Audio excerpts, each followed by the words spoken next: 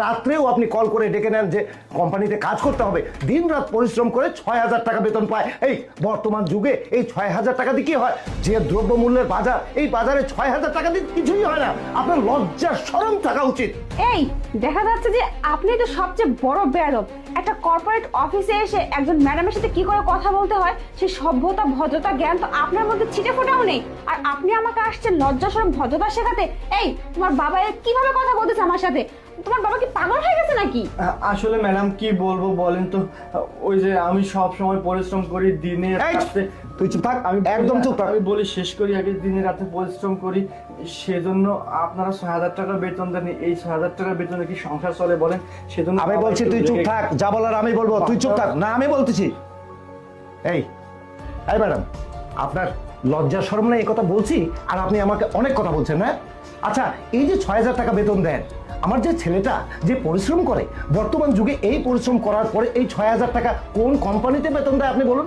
আর এই 6,000 টাকা দিয়ে আমার ছেলের যে পরিস্থিতি দিনে দিনে রোগা হয়ে যাচ্ছে, হ্যাঁ আস্তে আস্তে রোগ বাসা বাঁধছে আমার ছেলের শরীরে, আর আপনার কোনো খেয়ালই নেই, কোনো খেয়াল নেই। হ্যাঁ কারণ কি? আপনার লজ্জা শরম যদি থাকতো তাহলে এই 6,000 টাকা আপনি বেতন দিতেন না বর্তমান যুগে।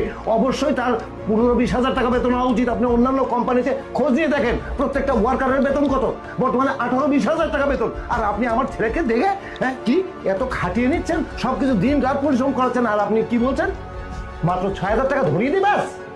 লজ্জা শরম থাকলে আপনি এটা করতেনই না, আবার রাগেন, রাগ করছেন আপনি। লজ্জা শরম বোধ আপনার মধ্যে আছে? কি আশ্চর্য কথা তাই না?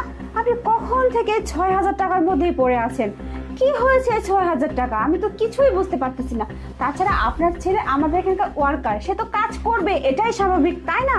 আর সেটা গরিব মানুষ, আপনি গরিব ঘরের ছেলে, সে তো সে আমার এখানে চাকরি করতেছে, তাকে আমি বেতন দিচ্ছি, বাস মিটে যাচ্ছে ব্যাপারটা। আপনি কখন থেকে বলতেছেন 6,000 টাকা 6,000 টাকা, এখানে এসে আমার সাথে বেয়াদবি করতেছেন। আপনি এত উচ্চবাচ্য না করে আমাকে বুঝিয়ে বলুন আসলে 6,000 টাকা দিয়ে হয়েছেটা কি, কি সমস্যা 6,000 টাকা নিয়ে? তা না করে আপনি কখন থেকে চিল্লাচ্ছেন, কোনো কিছু তো পরিষ্কার করে বলছেনই না, উল্টে আমার উপর রাগ দেখাচ্ছেন। শুনুন, আপনার যদি এত সমস্যা হয় তো নিয়ে যান আপনার ছেলেকে এখান থেকে, দরকার নেই আপনার ছেলের মতো ওয়ার্কার আমাদের এখানে।